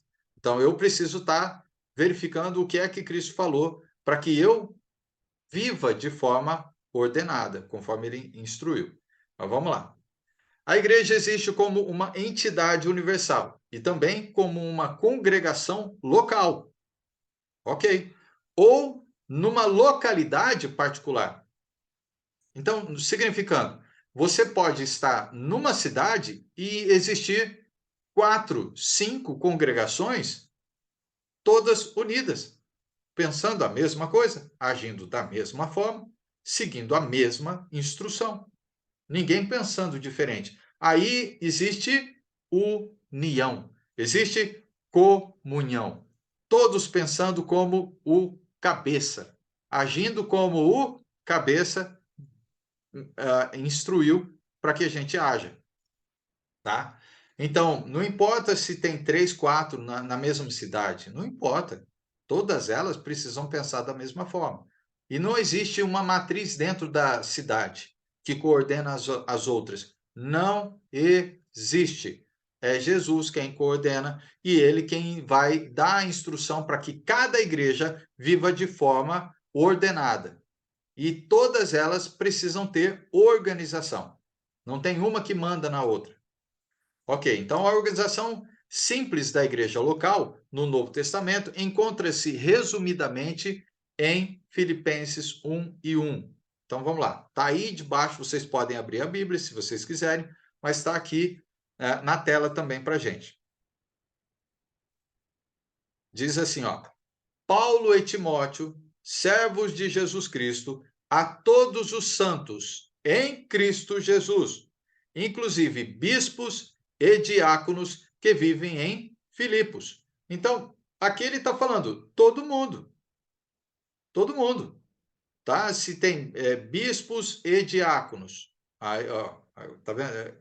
Peraí, bispo, a gente vai chegar nesse ponto, né? Diácono e bispo é diferente? É diferente. Mas bispo, presbítero, não tem presbítero lá, só tinha bispo? Não tinha pastor, só tinha bispo? Nós vamos chegar nesse ponto aí também, né? Mas, enfim, a igreja estava reunida naquele local, né? E todos eram chamados como a igreja, ok? A igreja, então, existe como uma entidade... Opa, peraí. Deixa eu ver aqui. Só mudou a telinha final, é a mesma coisa. Paulo dirigiu a carta a todos os santos em Cristo Jesus que estão em Filipos, com os bispos e diáconos. Então, a carta é a todos eles. Efésios 4:11 adiciona a estes os evangelistas e mestres. Vamos lá. A carta foi escrita para todo mundo, não é para alguns, não, é para a igreja toda. E, enfim, Efésios 4:11, abram lá. Efésios capítulo 4, versículo 11. A igreja da minha prima tem, né, evangelista. Eu falei assim, mas não é para todo mundo ser evangelista, gente? Falar do evangelho. Entendi. Não, vamos entender, tá? Vamos lá. Aqui traz uma instrução a respeito da igreja e a respeito da organização da igreja. Então, assim, ó, capítulo 4, deixa eu pegar aqui, versículo 7 em diante, diz assim: E a graça foi concedida a cada um a cada um de nós, segundo a proporção do dom de Cristo. Então, cada um tem a graça, né, segundo a proporção concedida por Cristo. Por isso diz: quando ele subiu às alturas, levou cativo o cativeiro e concedeu dons aos homens. Ok, vamos entender esses dons. Aí ele vai falar. Ora, que quer dizer subiu, senão que também havia descido até as regiões inferiores da terra? Aquele que desceu é também o mesmo que subiu, né, acima de todos os céus, para encher todas as coisas. Então, é ele quem completa tudo, Jesus. Então, a gente não pode completar nada, é ele. Então, já que ele enche tudo, então ele diz assim: e ele mesmo concedeu uns para apóstolos, não foi todo mundo que foi chamado para ser apóstolo, outros para profetas, outros para evangelistas, e outros para pastores, e também outros para mestres, ok? Não é todo mundo que pode ser evangelista, não é todo mundo que pode ser pastor, não é todo mundo que pode ser mestre, não é todo mundo que tem a condição, entendeu? Com essa questão de evangelista ou pastor, ou tudo tem um objetivo ou tem uma função. Isso ele estava falando sobre a organização da Bíblia, ou organização da igreja, dentro da igreja. Mas qual o fim de tudo isso? Qual o fim de ter essas pessoas dentro da congregação? Com vista ao aperfeiçoamento, versículo 12, com vista ao aperfeiçoamento dos santos, para o desempenho do seu serviço, para edificação do corpo de Cristo. Por que que então tem profeta, tem apóstolo, tem evangelista e outros que têm a função de pastor, de mestre, com o fim de edificar o corpo de Cristo? Esse é o fim. Até que todos cheguemos à unidade da fé. Opa! Unidade da fé? Mas cada igreja tem uma fé diferente, porque ensina algo diferente. Tá certo ou tá errado? Tá errado. Porque ele tá falando que a gente precisa ter uma unidade, ser unido, né? Cheguemos à unidade da fé e do pleno conhecimento do Filho de Deus, a perfeita varonilidade, à medida da estatura da plenitude de Cristo, para que não mais sejamos como meninos, agitados de um lado para o outro, levados ao redor por todo o vento de doutrina. Agora está falando sobre, está vendo a doutrina? Pela artimanha dos homens, pela astúcia com que conduzem ao erro, induzem, né, ao erro, mas seguindo a verdade em amor, cresçamos em tudo naquele que é a cabeça, Cristo. Ok? Então, existe esses dons dentro da igreja? Sim, tem. Tem pastor? Tem. Se não tiver, é porque ainda não tem condições para ter, porque isso é outro estudo que vai mostrar isso aí, ok? Mas a organização é essa, né? Tem pastores, tem evangelista, né? Evangelistas, né? Nunca fala que é um pastor e nunca fala que é um só evangelista, vai ter vários, né? Mestres também, né? Então, isso tudo para nós chegarmos à perfeição em Cristo e sermos unidos na fé. Mas qual Tá. fé? A fé em Cristo. Oi, Dri, você levantou a mão. Sim, deixa eu te perguntar uma coisa sobre esse, esse versículo aqui.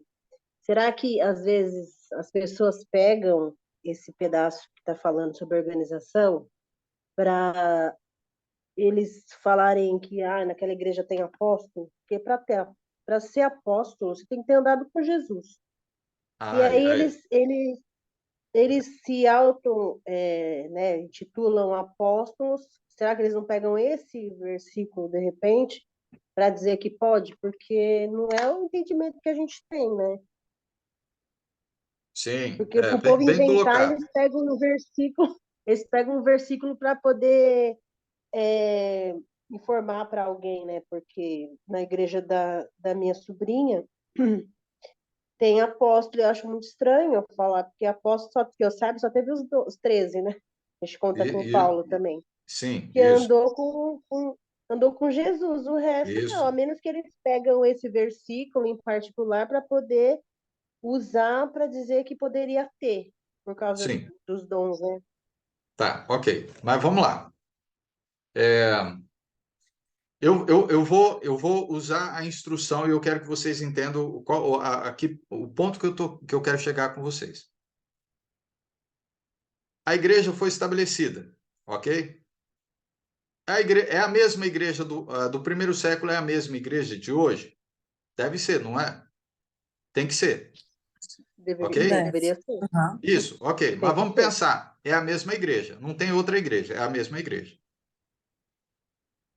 Deus, ou melhor, Cristo estabeleceu apóstolo para a igreja dele.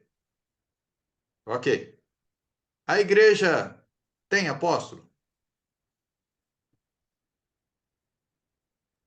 Você Nós fala Hoje em seguimos, dia, nós hoje em dia? seguimos instruções de apóstolo?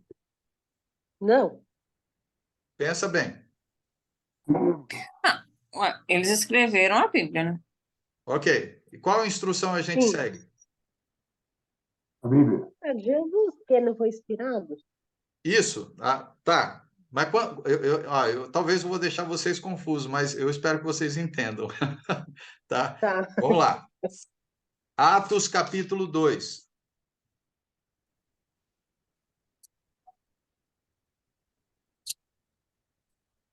Atos capítulo 2, versículo 42.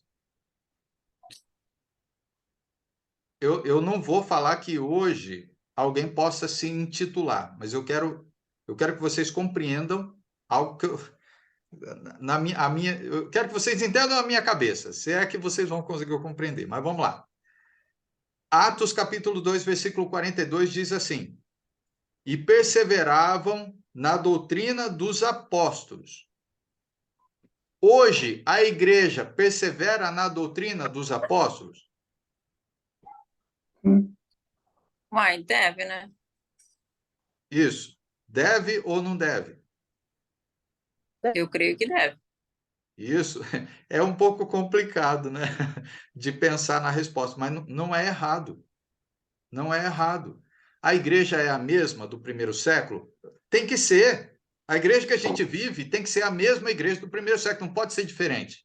Não pode. Então, se a igreja do primeiro século seguia as instruções dos apóstolos, o que é que Jesus falou para a igreja dele? Siga as instruções dos apóstolos.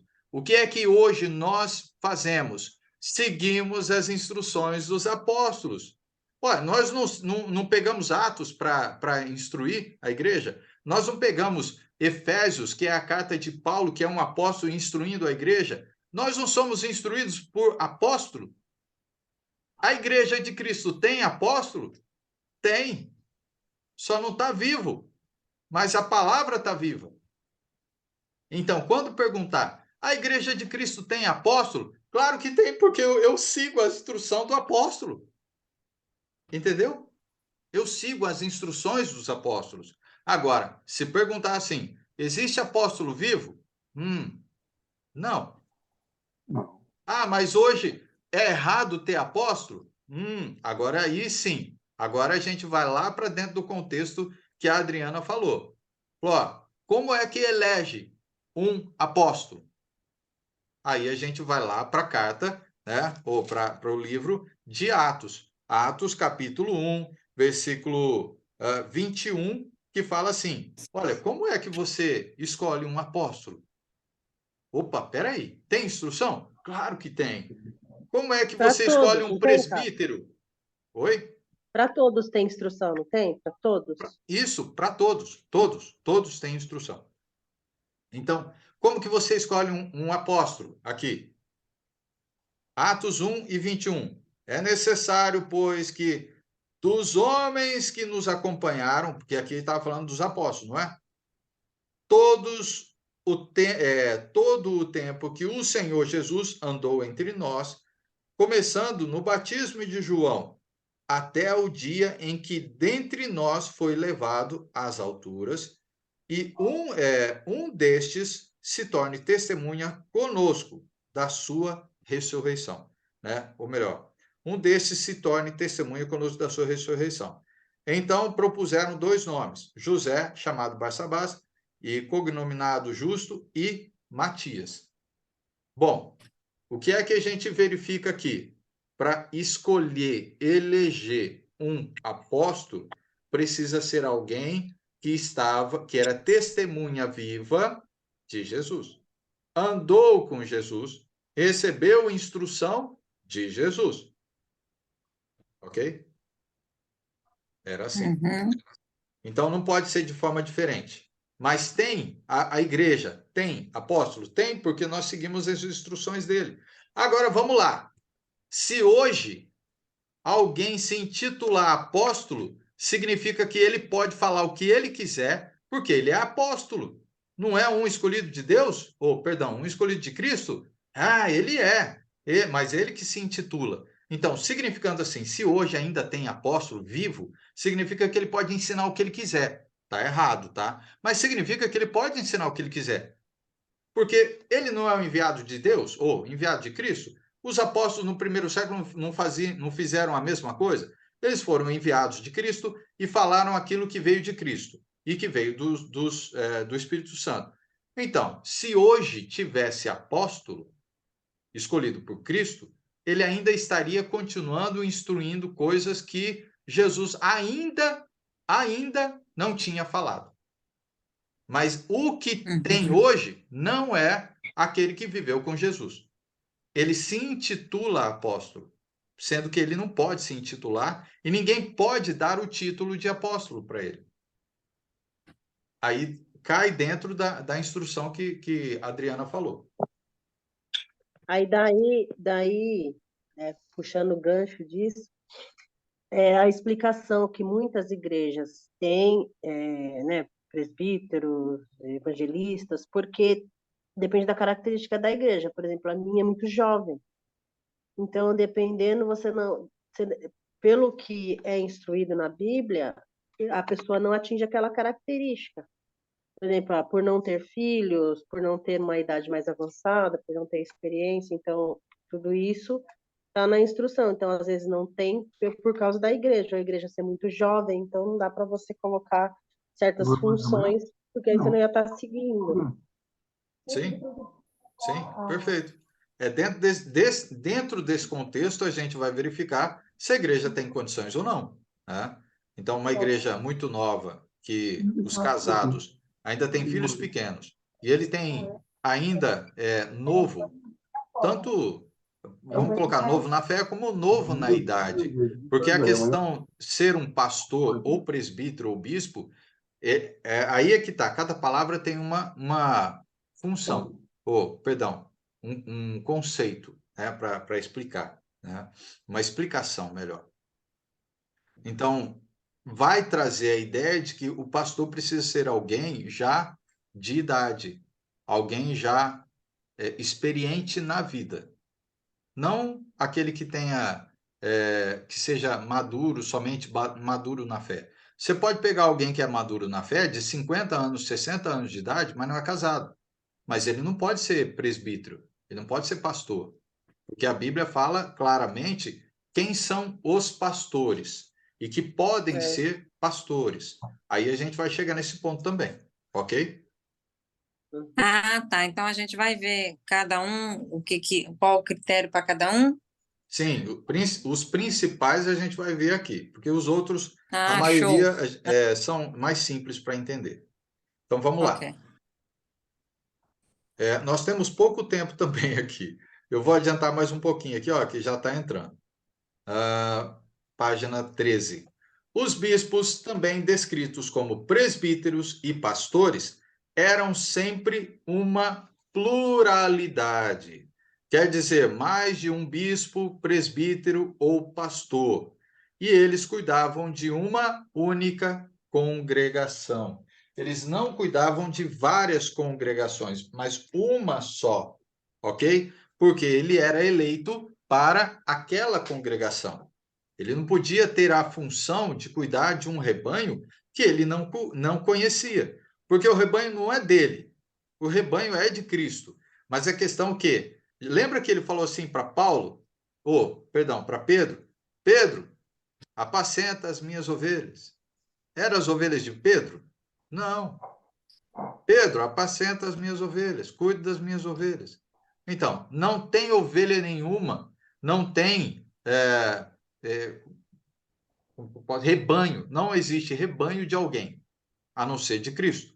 Então, quando um pastor ou presbítero é eleito, ele vai cuidar daquele rebanho que ele conhece. Como que ele vai cuidar daquele que ele não conhece? Ele cuida daquele que ele conhece. Então, ele é eleito por aquele. Mas, enfim, a gente vai chegar nessa passagem aí. Mas Depois de... olha só, pode ser, pode usar o nome bispo, presbítero ou pastor, é a mesma coisa, é isso? Isso. Nós vamos chegar a esse ponto aí, que é interessante. Porque eu quero que vocês pensem na seguinte situação. Vai ter uma passagem que ele vai relatar todos no mesmo ensino, falando da mesma pessoa. Todos. E eu quero que vocês entendam o seguinte, vamos lá, vamos adiantar um pouquinho. Fernanda, vou pegar você como exemplo, tá? Fernanda, você como que eu posso colocar? Eu vou tentar assim, a qualidade, vamos lá, qualidade. Vou pegar atributo, qualidade, alguma coisa nesse sentido. Eu acho que já ajuda. Fernanda, você tem a qualidade de ser filha. Não tem? Você nasceu de alguém. Sim. Ótimo. Sim. Você nasceu de alguém. Não sou de proveito. Isso, de proveito. Você tem qualidade ou atributo. Você é atribuída a você a qualidade de filha. É atribuída a você a qualidade de mãe, não é? Sim. Ok. É atribuída a você a qualidade de vó?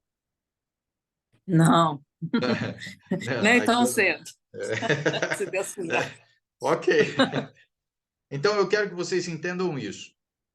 Quando fala sobre presbitério, porque a Bíblia vai tratar muito sobre presbitério e pastor, tá? Esses dois sentidos. E depende muito da versão da Bíblia. A João Ferreira de Almeida trata muito sobre presbítero. Aí temos outras versões que vai tratar sobre pastor. É a mesma palavra, só que é o mesmo sentido, com outras palavras. Ok? Então é a mesma coisa falar assim, ó. O José Gracino, ele é filho, por quê? Ele precisa ser filho, né? Nasceu de alguém.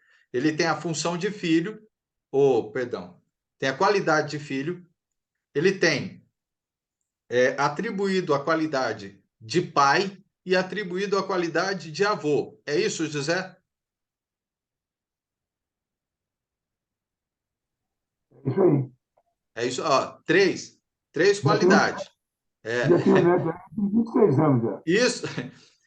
Ele, como filho, ele tem uma função, um trabalho, ou uma qualidade, tá? Um atributo a ele, dado como filho. Mas como pai também. E como avô também. Então, ele tem três.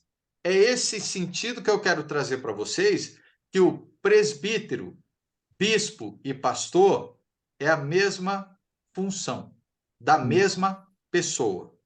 É como se fosse falar, ele é pai, ele é filho e ele é avô. É a mesma coisa. Nós vamos Muito bem entender isso colocado, aí. ficou legal. Muito bem colocado. E eu quero que vocês entendam o seguinte: cada palavra tratada biblicamente é para compreender que a mesma pessoa tem as três funções atribuídas à mesma pessoa. A mesma. Por quê? Um presbítero, ele é chamado de presbítero por quê? Puxa vida, eu estou tentando adiantar, mas depois eu vou chegar neles aqui, tá? Em cada sentido. Mas deixa eu adiantar um pouquinho. Presbítero é uma palavra grega, tá? Significa ancião. Agora a gente vai entender as palavras. Presbítero significa ancião. Quando vocês pegarem a Bíblia falando sobre presbítero, ele está falando daquela pessoa mais velha. Aquela pessoa mais velha, ela tem essa função, tal, tal, tal, tal, tal, tal. Então, é um ancião, é um homem, tá? Tá falando que não é mulher, tá? Então, já até o significado das coisas a gente precisa entender.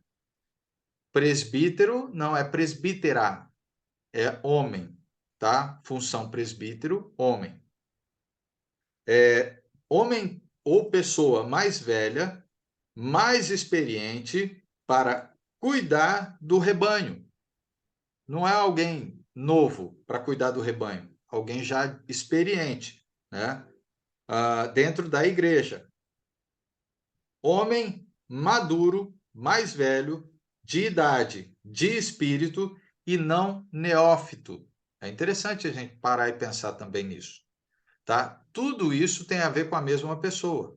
Então, ela é uma pessoa já de idade, é uma pessoa experiente na fé, experiente na vida, tá? No espírito, e não neófito significa que é uma pessoa de conhecimento, ok? Então, vamos lá. O bispo, vamos lá, agora vamos falar sobre a palavra bispo, quando a Bíblia trata sobre bispo. Então, ele fala assim, ó, palavra grega, continua sendo a palavra grega, significa homem, tá? Ou pessoa com capacidade ou dom de administração, governo, alguém que sabe administrar situações, sabe administrar o trabalho junto com a igreja. Tem gente que não tem noção nenhuma de administração de nada. Esse que não tem noção nenhuma, ele pode ter idade, pode ter conhecimento, vamos lá, ele pode ter maduro na fé, mas ele não tem um dom de administração. Ele não sabe administrar o tempo, a igreja, o trabalho, nada. Então, ele não vai ter condição de fazer isso, né? E até porque é bem claro a questão da palavra bispo. Bispo é alguém que sabe administrar. Presbítero é alguém que já é de idade, experiente no tempo de vida, idade e na fé. Aí vamos lá, vamos pegar outra palavra, né? Vamos lá, pastor. A palavra é grega, continua sendo, tá? Porque é o Novo Testamento, o grego. Aquela que cuida, nutre e protege os que se tornaram salvos em Cristo. Pastor é aquele que cuida, nutre e protege. Existem pessoas que você pode olhar para dentro da sua congregação que ela é preocupada com os irmãos. Preocupada. Ela já tem idade, quando ela percebe alguma coisa, ela vai lá procurar saber se está acontecendo alguma coisa ou não com o irmão. Se ela faltou, ela se preocupa. Se ela está com algum problema, ela vai tentar ajudar essa pessoa. Então, esse é o pastor, aquele que nutre, aquele que cuida, aquele que protege. Esse é o sentido. É igual falar assim, olha, o José, ele tem a função ou a qualidade de filho. Sendo filho, ele vai viver como um filho. Mas ele, sendo pai, vai tomar atitudes como um pai. O filho que não é pai, ele nunca.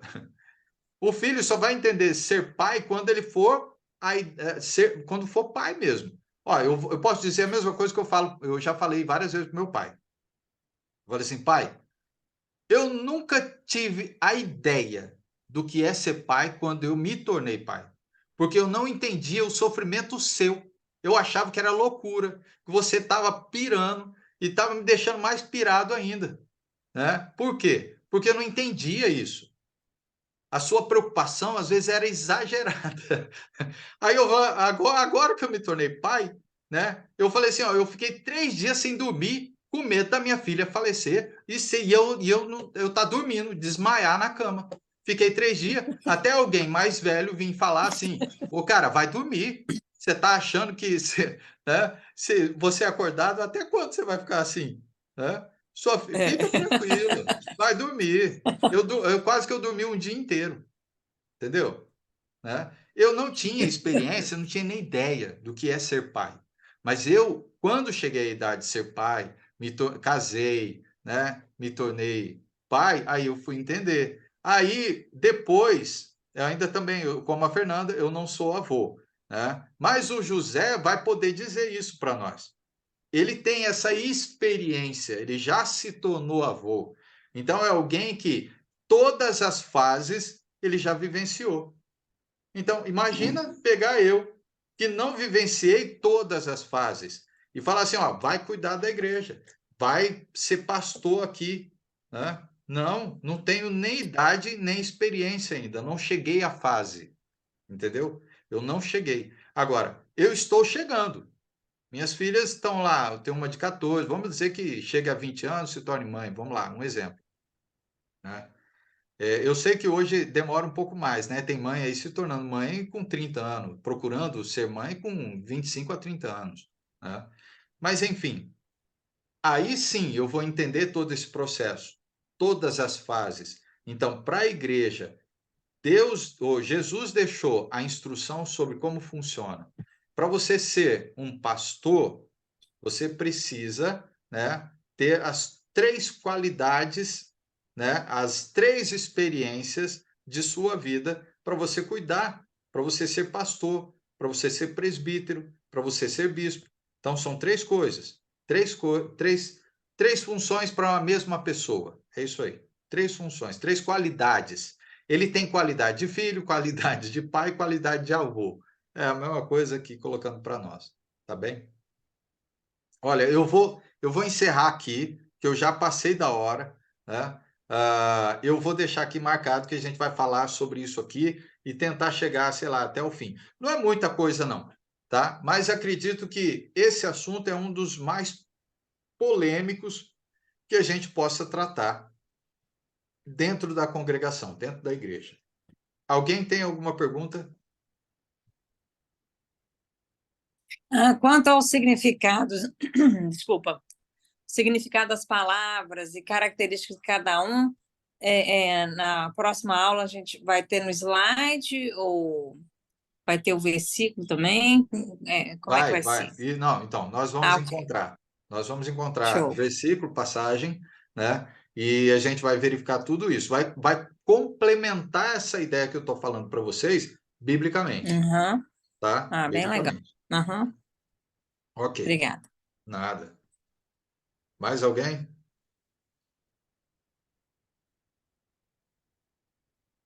Se não, vamos fazer uma oração para a gente encerrar. Eu paro a gravação. Se alguém quiser fazer algum comentário, trocar alguma ideia, a gente pode, né, continuar depois batendo papo. Vamos lá. Lá do Filipenses 1, só para ter a respeito do pastor, bispo e presbítero. Sim, A Bíblia nós vamos chegar. diz tudo as mesmas coisas, né? Ó. Paulo e Timóteo, servo. Todo esse pessoal é servo, né? Sim, sim. É Nós isso aí, obrigado. nós vamos verificar as passagens que vão tratar presbítero. Aí nós vamos, no contexto, entender por que ele fala presbítero. Nós vamos pegar a passagem que vai tratar os 3 dentro da mesma passagem. Aí vamos falar assim, ele está falando da mesma pessoa, por que as 3 têm a... Cadê os 3 aqui, sendo que é a mesma pessoa? Aí é que a gente vai começar a entender. ele está trazendo para nós que existe pessoas dentro da congregação que têm essas qualidades dentro dele. Essas qualidades atribuídas a ele, mas concedidas por quem? Pelo Espírito Santo. Conforme a necessidade da igreja, é o Espírito Santo que vai concedendo os dons. E esses dons, vocês vão perceber que não são dons milagrosos. Opa! Agora caiu num ponto aí, né? Interessante. As igrejas, depois que as cartas, os livros foram escritos, Paulo, ele chama a atenção de que quando isso ocorrer, os dons milagrosos serão deixados de lado. Porque os dons espirituais são os mais importantes dentro da igreja, porque são eles que vão levar a igreja a chegar ao pleno conhecimento da verdade em Cristo. Não são os dons milagrosos, não são, porque a função de um dom milagroso é para reforçar, para provar e comprovar a palavra de Cristo. Essa era a função. Agora, para levar a igreja ao pleno conhecimento da verdade em Cristo, a perfeita varonilidade, a estatura, como diz aqui em Efésios, não são dons milagrosos, são dons espirituais concedidos pelo mesmo Espírito Santo, que antes concedeu dons milagrosos que agora não concede mais, mas os dons espirituais dentro da igreja, para que nós cheguemos a isso. Ok? Pois bem, vamos fazer uma oração, e aí se de repente alguém ainda quiser aproveitar, eu fico aqui. Até a meia-noite ainda é dia. Vamos lá. Deixa eu ver aqui. Ai, cadê? Ô, José, faz para nós. Eu estava procurando o Antônio, mas eu não estou vendo o Antônio aqui. José, faz oração para nós. Vamos orar.